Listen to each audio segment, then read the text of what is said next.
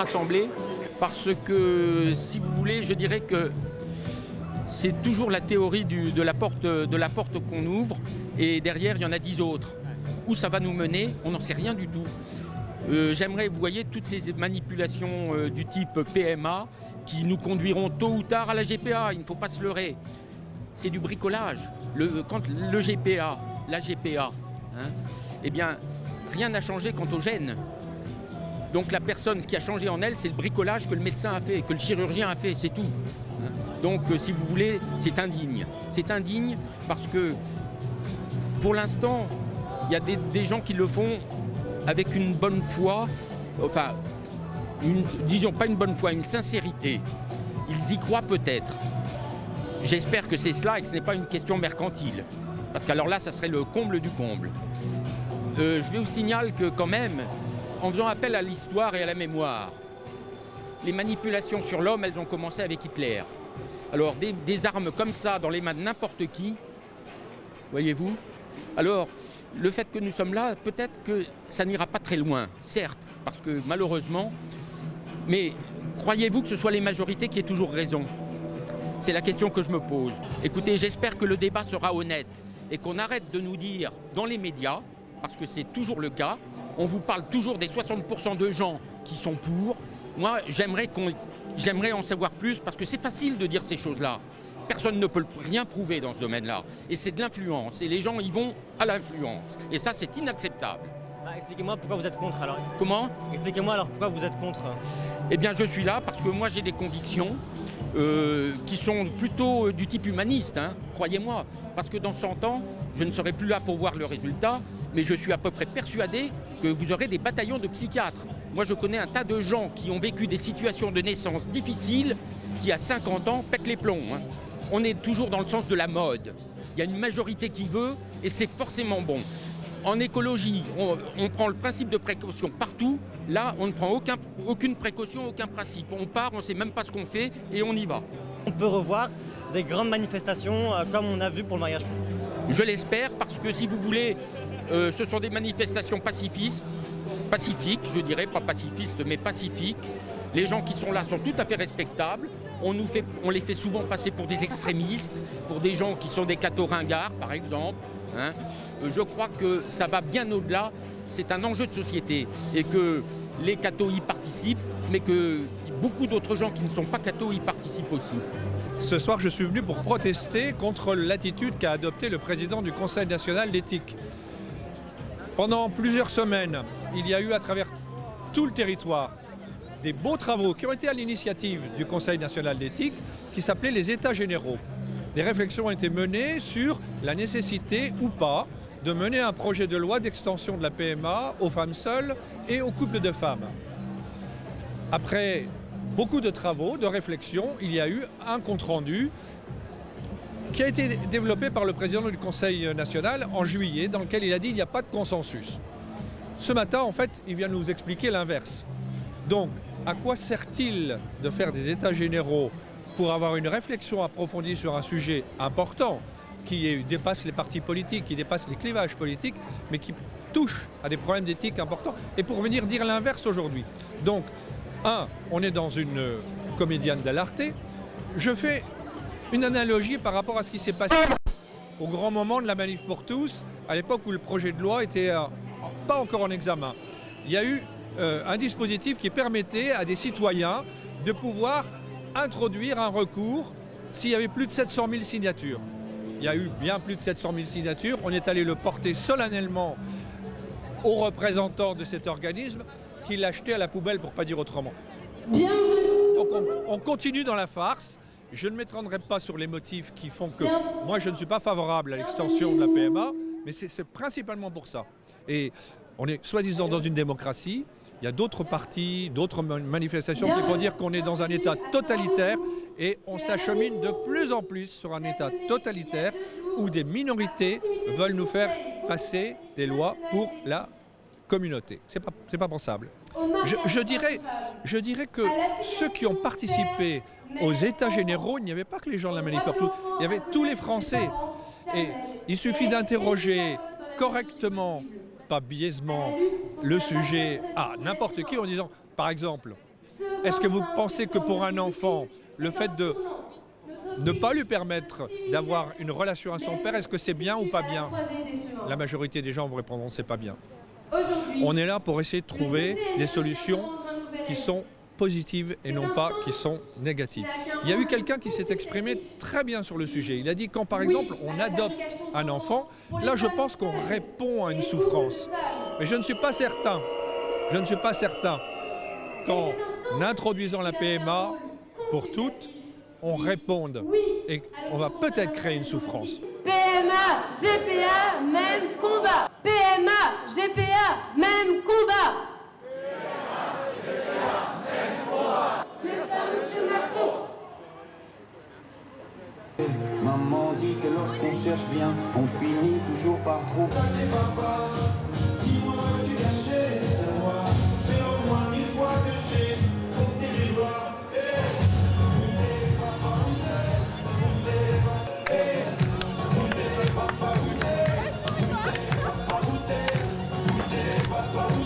La PMA, on n'en veut pas, on n'en voudra jamais. PMA, GPA, on n'en veut pas. PMA, GPA, on n'en veut pas. On est rassemblés parce qu'il y a un avis très important qui a été rendu et pour lequel on dresse un carton rouge, évidemment, parce que nous avions affaire à un Conseil consultatif national d'éthique qui va devenir un Conseil consultatif national mythique. Mythique, tout simplement parce que l'histoire retiendra qu'il fut le seul Conseil consultatif à avoir dû organiser des états généraux de la bioéthique sur l'ensemble du territoire national, que là, des Françaises et des Français se sont exprimés, répondant à la question suivante: quel monde voulons-nous pour demain? C'était une question importante, on s'en doute, et les réponses qui ont été proposées par ce Conseil et les conseils qui ont été donnés par ce Conseil aujourd'hui sont à tout le moins particulièrement perturbants. Peut-être l'avez-vous voulu, mais on nous autoriserait demain, si on suivait ces conseils, à organiser des manipulations génétiques sur les embryons, et ceci sans poser la question éthique fondamentale de quel sera l'avenir de ces enfants et pourquoi faire. Ainsi, ce Conseil consultatif n'est pas seulement devenu mythique, mais il est aussi politique, et ça c'est particulièrement regrettable. Oui, c'est pourquoi nous dressons un carton rouge à ce Conseil. Un dernier mot encore, si vous le permettez. Et là, je veux parler au nom de vous tous, mais aussi au nom du collectif des mères pour l'enfance. Eh bien, nous avons entendu le président Delfraissy nous dire cet après-midi, ou ce matin, j'ai un peu déjà oublié, alors qu'il est, que finalement, il avait été sensible à tout ce que les Français avaient pu dire durant les États généraux, mais que bien qu'il ait été sensible à tout ce qui avait été dit, il ne voulait pas changer d'avis, bien que le Conseil consultatif national d'éthique fût partagé sur la question de la PMA sans père, par exemple, mais aussi sur d'autres questions éthiques. Eh bien, malgré cela, il a été sensible, mais il reste ferme sur un oui qu'il veut adresser au Parlement et au Président de la République pour des transformations de notre humanité. Alors oui, de nouveaux cartons rouges. Et moi, je vais terminer en disant ces mots et en parlant au nom aussi des élus de France qui, comme moi, refusent les conseils de ce CCNE. Je demande au Président de la République et à tous les parlementaires d'être à leur tour très sensibles aux conclusions du CCNE, c'est-à-dire de ne pas en tenir compte. Carton rouge.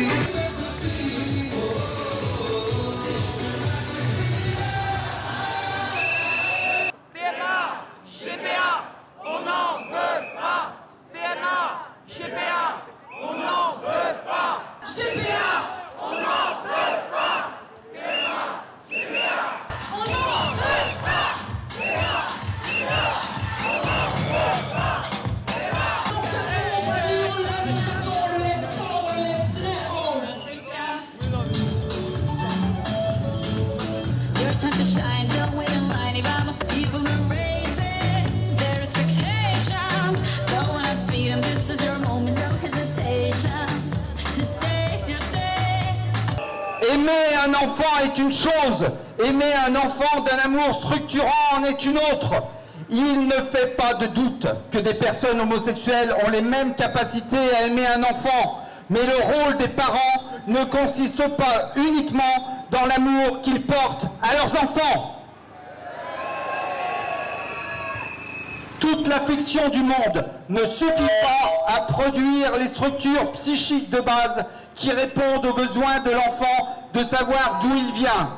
Le père et la mère indiquent à l'enfant sa généalogie.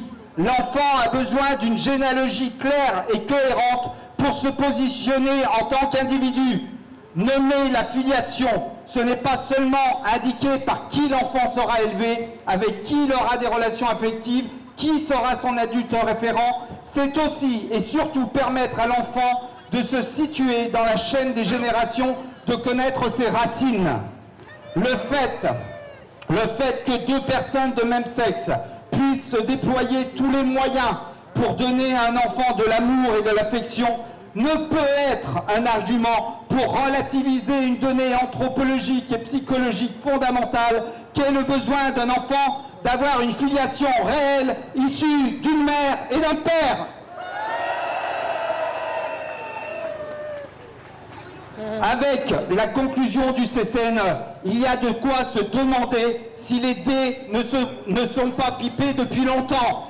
Nous savons tous que la PMA sans père est une revendication réclamée à cœur et à cri par la LGBTQI. Un premier pas dangereux vient donc d'être franchi. Demain, cela sera celui de la GPA, la gestation par autrui. Je sais bien que le président de la République a toujours refusé d'accepter cette autre revendication de la LGBTQI.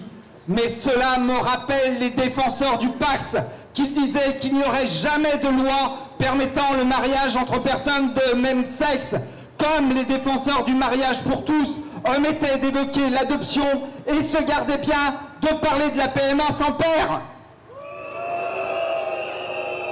Si demain une loi permettait à un couple de femmes d'avoir un enfant et pas au couple d'hommes en tant qu'homosexuel, je me sentirais discriminé. Je ne suis pas en train de dire que je suis pour la GPA, je dis seulement que si une loi permet à un homme et une femme d'avoir un enfant naturel, adoption, PMA, si une loi permet à un couple d'hommes et à un couple de femmes d'avoir un enfant, adoption, si une nouvelle loi permet à un couple de femmes ou à une femme seule d'avoir un enfant, adoption, PMA, pourquoi moi, en tant qu'homosexuel homme, je n'aurai pas les mêmes droits? Si je me suis engagé contre le mariage pour tous, c'est justement pour ne pas en arriver à cela et pour dire haut et fort que si on accepte la PMA demain, on acceptera évidemment la GPA après-demain, et ce au nom du principe de non-discrimination. Devons-nous le redire, un enfant a besoin d'un père et d'une mère. En réalité, la seule égalité universelle que je connais, que nous connaissons tous depuis la nuit des temps et partout dans le monde, est qu'un enfant naît d'un homme et d'une femme. La France, pays des droits de l'homme, doit montrer l'exemple. Elle doit conserver l'interdiction de la PMA aux couples de femmes et aux femmes seules et son corollaire, la gestation par autrui. La France, pays des droits de l'homme, se doit aussi d'être le pays du droit de l'enfant et non du droit à l'enfant. Je vous remercie.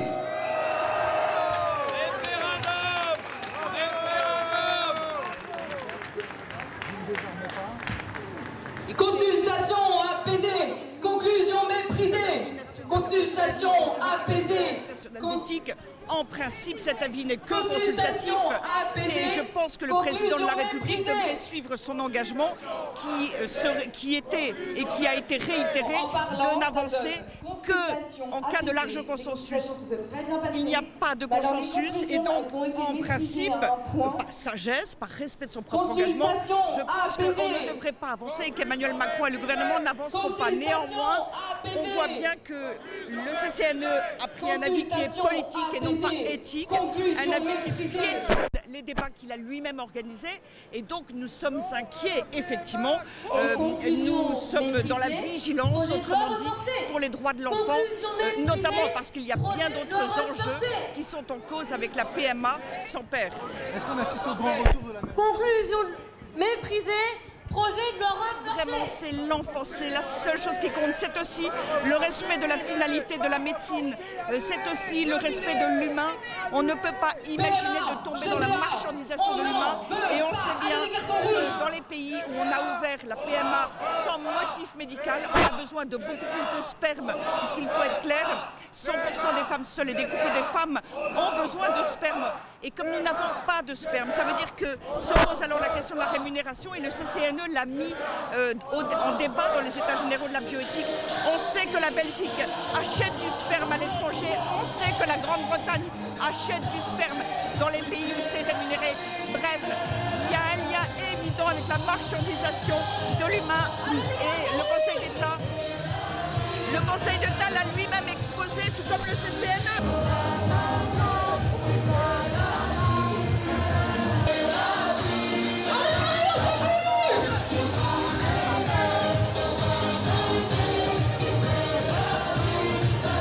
Un père, une mère, c'est élémentaire.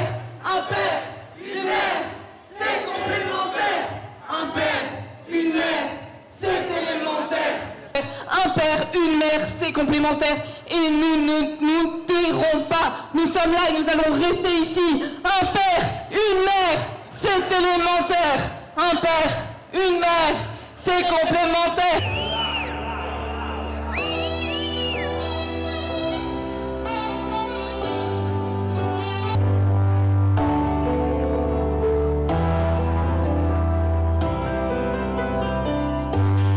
Vous êtes prêts un soir de semaine, au débeauté, j'allais dire, à venir manifester votre préoccupation pour l'enfant, pour la société, pour les générations à venir, pour le monde de demain. Est-ce que nous voulons un monde humain ou un monde déshumanisé, un monde dans lequel on envisage de priver volontairement, sciemment, délibérément un enfant de papa? Est-ce qu'un papa, c'est secondaire? Est-ce qu'on peut dire qu'un papa, c'est pas important? Est-ce qu'on peut dire que vous, les pères, vous ne comptez pas sur vos enfants? Est-ce qu'on peut sembler dire aux jeunes et aux enfants d'aujourd'hui que leur père n'a pas d'importance? Quelle injustice pour l'enfant d'oser imaginer qu'on pourrait les faire orphelins de père. Mais qui sommes-nous? Qui sommes-nous pour oser envisager de décréter que les enfants n'ont pas besoin d'un papa?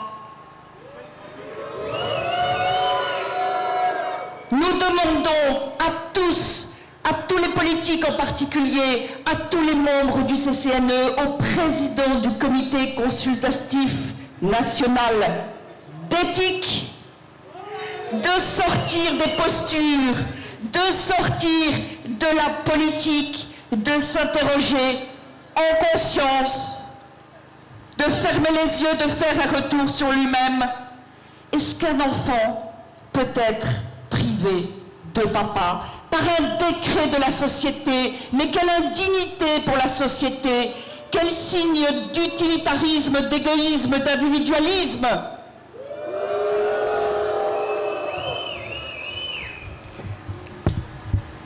Père et mère sont fondamentales pour l'enfant. L'humanité, depuis l'aube de son existence, a l'expérience de l'absence d'un père ou d'une mère ou des deux. Personne ne peut nier, ne peut faire croire que nous ne savons pas ce qu'est le fait de naître de père inconnu, que nous ne saurions pas ce qu'est de ne pas avoir de père, de vivre cette absence, ce vide, cette souffrance, cette question. Qui était-il? Qui est-il? De qui je viens? Qui était mon père? Qui étaient mes grands-parents paternels?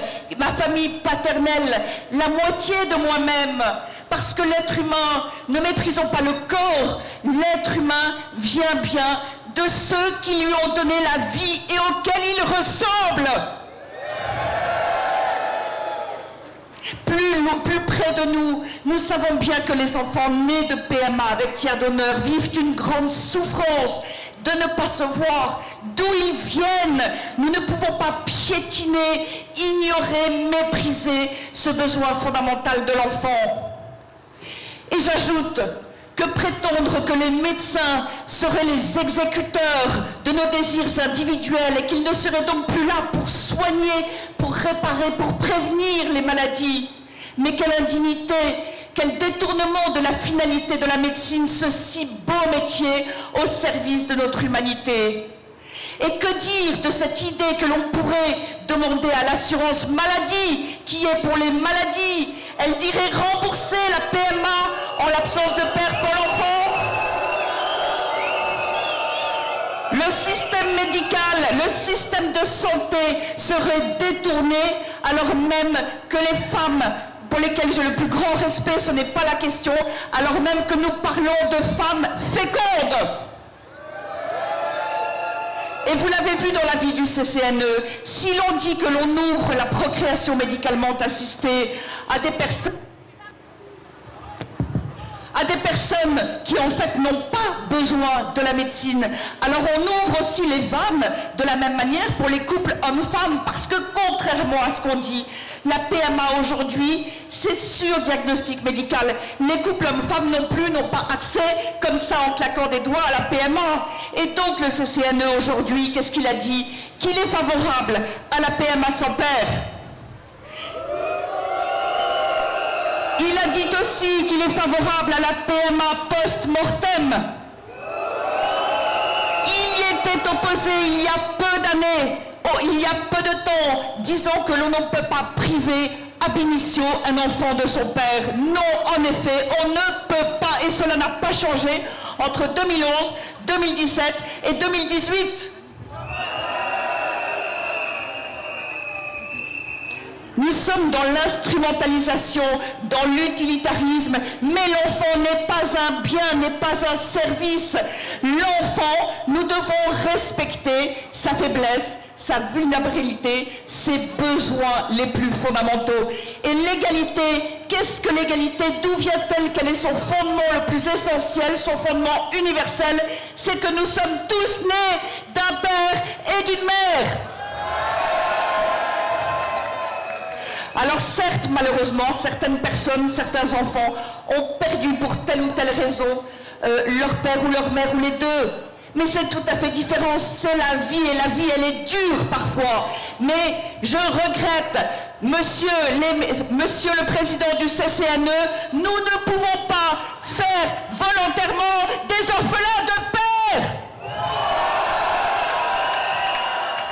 Justice pour l'enfant, respect de la médecine, respect du bien commun, respect des Français et les états généraux de la bioéthique, organisés par le CCNE lui-même, des débats publics de grande qualité salués par un certain nombre de personnalités, de scientifiques et de responsables, des états généraux dans lesquels des arguments posés, très divers, approfondis, réfléchis ont été exposés. Mais le CCNE les piétine, il méprise ces débats, quelle honte! Mais alors dans ce cas, pourquoi organiser des débats publics si c'est pour les ignorer? Mais je rappelle l'essentiel, malgré tout, c'est que le fait que les Français sont opposés, que les états généraux de la bioéthique ont montré une opposition massive, eh bien ce fait-là a été retransmis, a été constaté par les médias. Il est de notoriété publique qu'il n'y a pas de consensus sur ce sujet. Emmanuel Macron, qui contrairement à ce qu'on dit, n'en a pas fait un engagement de campagne, ça n'était pas dans son programme. Il a dit que lui, personnellement, est favorable, mais il a toujours dit, systématiquement réitéré, qu'il n'irait pas s'il n'y avait pas un large consensus. Il a dit qu'il ne passerait pas en force. Il n'y a pas de consensus. La sagesse veut qu'il reporte cette question nous l'y appelons de manière très solennelle et non à la PMA en l'absence de père pour l'enfant. Respectez votre parole et votre engagement. Vous ne pouvez y aller. Alors, nous vous avons donné rendez-vous ce soir pour un tout petit moment parce que je reviens au président du CCNE. Vous savez que la Manif pour tous a réalisé un rapport, un bilan de la consultation, et la Manif pour tous, contrairement au CCNE, a lu l'intégralité des arguments déposés sur le site internet de la consultation, a suivi tout ce qui a été dit, a recensé tout ce qui a été dit. Ce document de 400 pages sur un seul thème, en grand format, qui est sourcé, qui est vérifiable, qui est incontestable, nous l'avions remis au président du CCNE. Vous savez ce qu'il m'a répondu? Chère Madame la Présidente, merci du compte-rendu que vous m'envoyez qui reflète la perception que vous avez des États généraux de la bioéthique. Le CCNE, je le rappelle, a déposé, a réalisé un rapport de seulement 200 pages, petit format pour les 9 thèmes immenses et complexes. Un rapport tout à fait insuffisant, une absence d'intérêt pour ce qu'ont dit les Français, un manque de respect évident pour nos concitoyens. Alors donc, puisque l'avis de ce matin montre qu'effectivement, il n'a pas lu ce qui a été exprimé, eh bien, j'ai cette enveloppe que je vais déposer à nouveau à Monsieur Delfraissy, Monsieur le professeur Delfraissy, président du CCNE. Et je vais également, de ce pas, le remettre également au Premier ministre, parce qu'évidemment, nous savons bien que le Premier ministre va avoir un rôle très important dans cette affaire. Mais j'ajoute, chers amis, que le comité consultatif national d'éthique, comme l'indique son nom, n'est que consultatif. Je rappelle qu'il avait déjà donné un oui à cette question de la PMA sans père. En réalité, d'autres rapports sont attendus, d'autres avis sont attendus, et je dois le dire, l'Élysée et le gouvernement ont dit hier qu'ils n'étaient pas liés par ce rapport du CCNE. Ne soyons donc pas inquiets face aux enjeux et compte tenu des engagements d'Emmanuel Macron dont nous sommes tous témoins. Eh bien, nous pouvons espérer la sagesse, mais nous sommes là ce soir et nous restons là, nous serons là, la Manif pour tous, effectivement pour montrer notre vigilance et intervenir comme c'est nécessaire. Parce que la PMA sans père, c'est non. Le détournement de la médecine, c'est non. La marchandisation du vivant, c'est non. La logique transhumaniste, c'est non. La PMA post-mortem, c'est non. La GPA, c'est non. Nous ne voulons pas de cette transgression aussi bien anthropologique qu'éthique, juridique, sociale, etc. Je vais donc de ce pas remettre ce bilan de la consultation, que la démocratie soit respectée, parce qu'il y a aussi dans la responsabilité du comité national consultatif d'éthique, il y a aussi une question d'éthique de la démocratie. Les Français doivent être entendus. La réalité de l'opinion publique française, c'est que 82% des Français savent que l'État doit garantir à l'enfant né par PMA le droit d'avoir un père et une mère, comme tous les autres enfants. Je vous remercie de votre présence et de votre vigilance. À très bientôt, chers amis. Et bien sûr, on ne lâche rien. Jamais.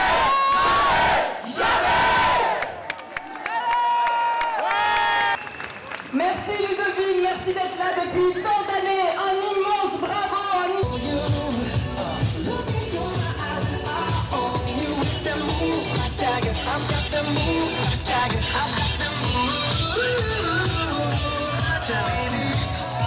Alors je vous annonce que Ludovine de la Rochère est actuellement en route pour le CCNE. Elle va déposer le bilan, elle va déposer...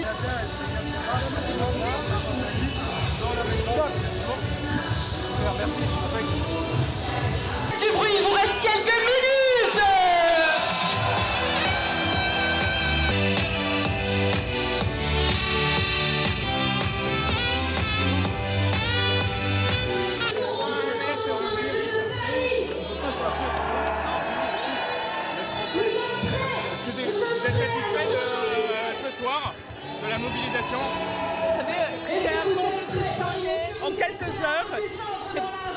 voilà, une petite opération de remise publique d'un bilan de la consultation du peuple français, de ceux qui ont voulu s'exprimer. Voilà, c'était le seul objectif. C'était vraiment de remontrer que la démocratie ne peut pas être bafouée, que les états généraux de la bioéthique ne peuvent pas être méprisés. Voilà, et donc simplement ceux qui voulaient venir pour cette remise étaient invités. Vous avez déjà de plus grosses mobilisations en tête?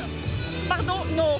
Vraiment, vous savez, quand la Manif pour tous communique vraiment, parce que vraiment il y a une mobilisation que nous estimons nécessaire, alors là, tout le monde en entend parler, je crois, fortement et partout, et ça se voit tout de suite. Là, en l'occurrence, je pense que tout le monde aura bien vu que ce n'était pas l'objectif. C'était vraiment un rendez-vous donné pour marquer notre vigilance et puis montrer que ces états généraux de la bioéthique sont vraiment importants. Parce qu'autrement, pourquoi organiser des états généraux de la bioéthique? Pourquoi demander aux Français de prendre sur leur temps pour finalement ne pas du tout en tenir compte? C'est stupéfiant, et c'est d'autant plus stupéfiant que nous parlons de questions vraiment humainement fondamentales. Et je crains que vraiment il n'y ait pas eu de lecture réelle de tout ce qui a été dit et exprimé. C'est véritablement ce qu'il ressort de l'avis qui a été publié ce matin. Est-ce que la Manif pour tous est encore capable de une autre époque? Mais vous savez, la question, c'est pas la Manif pour tous, la question, c'est l'enjeu. Ce sont les enjeux, c'est l'enfant, c'est la médecine, c'est la question de la marchandisation de l'humain, c'est tout ce qui va avec la PMA sans père. Et il est évident quand on regarde autour de nous les quelques pays, une petite minorité de pays en réalité, qui ont légalisé la PMA sans motif médical, eh bien on voit bien que cela a entraîné des conséquences importantes. Et encore une fois, qu'il s'agisse d'un couple de femmes ou d'une femme seule, c'est pas le sujet c'est l'absence de père, et c'est de détourner la médecine pour un désir individuel. Et c'est donc de faire de la médecine une prestation de service. Est-ce que c'est ça que nous voulons? Est-ce que la médecine ne doit pas, au contraire, pouvoir assumer sa mission, avoir les moyens de sa mission? Je crois qu'il y a vraiment urgence sur ce terrain-là. Si je vous pose la question, c'est que vous êtes capable aujourd'hui de fédérer, de mobiliser? Écoutez, Emmanuel Macron s'est engagé de manière réitérée, à chaque fois systématiquement.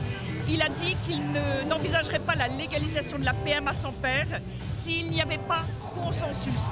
Il n'y a pas consensus. Alors après, s'il y a un mépris du peuple français, s'il y a une volte-face sur cet engagement, le fait est que les gens risquent de descendre de la rue. Ce sont les enjeux qui mobilisent. Excusez-moi. La question, c'est pas la Manif pour tous, c'est pas l'étiquette.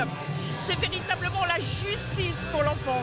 Encore une fois, c'est le respect de la médecine. C'est de protéger l'humain de la marchandisation, etc., etc. Ce sont des enjeux essentiels. Et je précise, je souligne que toutes les institutions, toutes les instances qui ont travaillé sur cette question, et y compris le CCNE d'ailleurs, ont développé le fait que les conséquences, les implications de la PMA sans père sont incontestables. Et on ne peut pas malheureusement les éviter. Autrement dit, je pense que le CCNE a rendu un avis qui est politique, qui n'est pas éthique. Or, les Français ont conscience des enjeux éthiques et humains.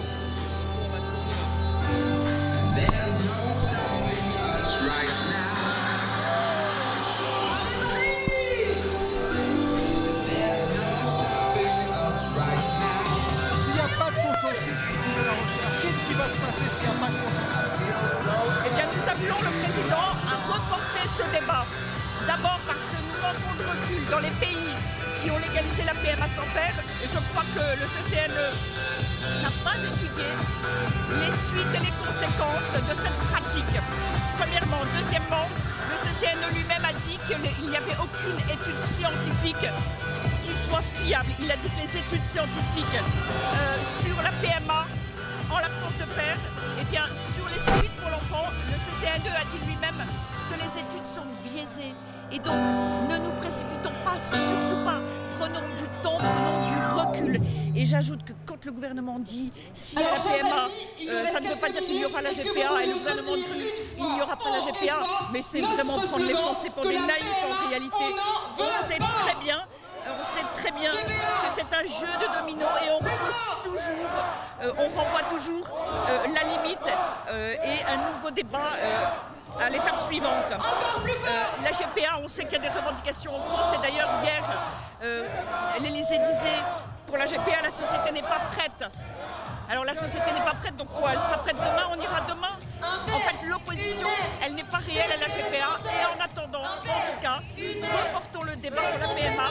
Et en attendant, le gouvernement doit apporter les preuves de son opposition réelle à la GPA. Pour le moment, rien n'est fait contre cette pratique qui est indigne de la femme, qui est indigne de l'enfant. À l'évidence, c'est une instrumentalisation de la femme. C'est évident. Et donc la France, en tout cas, doit montrer qu'elle est réellement opposée. Pour le moment, rien n'atteste, bien au contraire, il y a un laxisme. Emmanuel Valls avait bien dit lui-même qu'il y aurait une initiative internationale contre la GPA. Il ne s'est rien passé. Emmanuel Macron, le gouvernement, Agnès Buzyn, la ministre de la Santé, ils se disent opposés à la GPA. Nous attendons des actes qui le prouvent. Et en attendant, stand-by, nous ne pouvons pas avancer dans ce sens délétère. La question, ça vous galvanise ce soir de voir ce rassemblement-là? Non, moi le sujet, c'est pas de savoir si la musique me galvanise. Le sujet, il faut sortir des postures. Véritablement, le sujet qui me préoccupe, c'est le monde de demain. C'est le devenir de l'enfant, ce sont les générations à venir. C'est la justice, c'est l'égalité. Véritablement, je ne suis pas en train de m'amuser quand je donne ainsi un rendez-vous parce que nous devons montrer cette vigilance parce que de fait la vie du CCNE, encore une fois, est politique, il n'est pas éthique. Et le CCNE est extrêmement divisé lui-même, y compris encore à nouveau là, aujourd'hui dans la vie qu'il a rendue. Les politiques sont divisés, les médecins sont divisés, les scientifiques sont divisés, les Français sont divisés. Et malgré cela, malgré les débats publics qu'il a lui-même organisés, le CCNE nous sort un avis positif. C'est déraisonnable. Et donc voilà, encore une fois, nous appelons Emmanuel Macron à la sagesse. Nous appelons Emmanuel Macron à ne pas diviser les Français. Il faut absolument rassembler les Français. Nous en avons tous besoin. Et par ailleurs, les Français attendent un très grand nombre de mesures et de réformes qui sont urgentes pour tous. Tout au contraire de la PMA qui n'est pas attendue des Français. À présent Albéric Dumont, il est vice-président. Aujourd'hui, est-ce qu'il y a un large consensus sur ce sujet? Alors, comme on m'a posé la question toute la journée, on m'a dit mais si, il y a un consensus, redites-le. Est-ce qu'il y a un consensus sur ce sujet? Alors écoutez, j'espère que ce rendez-vous amical prévu en quelques heures suffira à leur faire comprendre et à ce qu'ils voient qu'il n'y ait pas de consensus. Parce que je ne vous cache pas que ça fait 5 ans qu'on manifeste. Pour certains, on est fatigués. Mais s'il faut, on remanifestera 5 ans. Évidemment, quand on retourne les sondages dans tous les sens, les Français sont toujours favorables à de nouveaux droits. Quand on dit est-ce que vous êtes pour l'amour? Bien sûr, tout le monde est pour l'amour. Est-ce que vous êtes pour le mariage de gens qui s'aiment? Qui peut s'opposer à ça? Mais simplement, quand on pose la vraie question, à savoir, est-ce qu'un enfant a le droit d'être reconnu, élevé et aimé par son père et sa mère, 82% des Français sont d'accord avec vous. Alors, quoi que vous entendiez, n'oubliez jamais que nous sommes majoritaires, que ce consensus voulu par Emmanuel Macron, en fait, il existe, mais il est contre la PMA sans père. Alors, avant de clôturer ce beau rendez-vous un peu inopiné, pardonnez-nous, j'espère que la prochaine fois on aura plus de temps pour vous prévenir, je vous invite tous à entonner avec nous l'hymne de la Manif pour tous, que vous connaissez bien et qui leur rappellera certainement à beaucoup des bons souvenirs.